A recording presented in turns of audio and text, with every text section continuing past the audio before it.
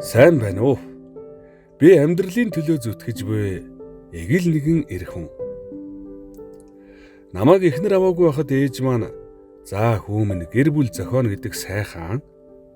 Гэхдээ өрх толгойлж айл тэргүүлэхээр эр хүний эрх 2 дахин хасагдаж, үүрэг нь 2 дахин нэмэгддэм шүү гэж захиж байсан нь санаанаас ёр гардгүй юм. Нээрэж тэр үг ямархан үнэн болохыг амьдрал аяндаа батлаад харуулад өгч билээ. Өнөөдөр би 50 гарч явна. Хайртай гэргийдээ охиндоо хандан энэхүү загтлыг бичиж суун. Залуу байхад амьдрал мэдэхгүй омголон халуунч байж, юмл бол эхнэртэйгээ ам мөрийж үг зөрчих гээд байдаг байлаа. Хоёр өөр орчинд өссөн хүмүүсийн занал байсан бах. Цагийн ирэхээр хэн хэндээ уусаж үг хэлэлгүй харцаараа ойлголцдог болдгийм байна. Миний хань намайг уучлаарай.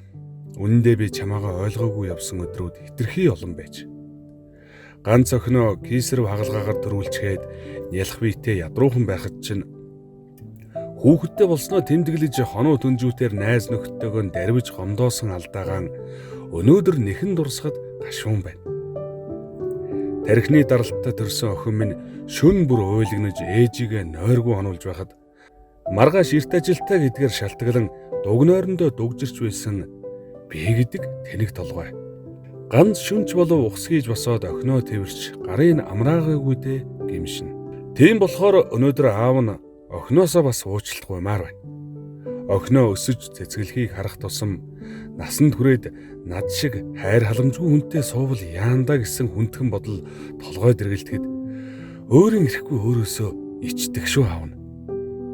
Гүнээрээ ингэхэд би гэдэг хүн өнгөрсөн он жилүүдэд гэртээ чухам хэн байсан юм бэ? Амьдралаа авч явна, мөнгө төгрөг олж байна, гэр бүлээ тэжээж байна гэж сүржигнэж оройд нэг л их ядарсан царайтай уур бухимдалтай амтан ирж бэлэн халуун хоол идэж дулаан байранд таруулзаж онцгоод өглөө эрт ажилдаа хэмээн хонцын хүн шиг гараад л явдаг өдрүүд амьдралд минь яасан ч олон байгаа вэ? Ханыхаа төрсөн өдөр, охиныхоо баяр хөөргийг хуваалцсан өдөр ингээд тэр нь хэд юм бэ? Дандаа л завгүй гэдгүүгээр шалтак хийж охиноо өсхийг, ханыхаа үсэнд ганц нэг буурал сор суухыг анзааралгүй өдий хүрч. Дэндүү богинохон энэ амьдралд таанч хэнэггүй давилуун тэнэг явсан намайг өршөөгөөрөө та хоёр минь. Гэртээ харих зам дэндүү гэрэлтэй жаргалтай байдаг. Гэргийтэй, үртэй, элэг бүтэн амьдрал энэ хорвоогийн дээд жаргалан юм байна. Та хоёртой хайртай шүү.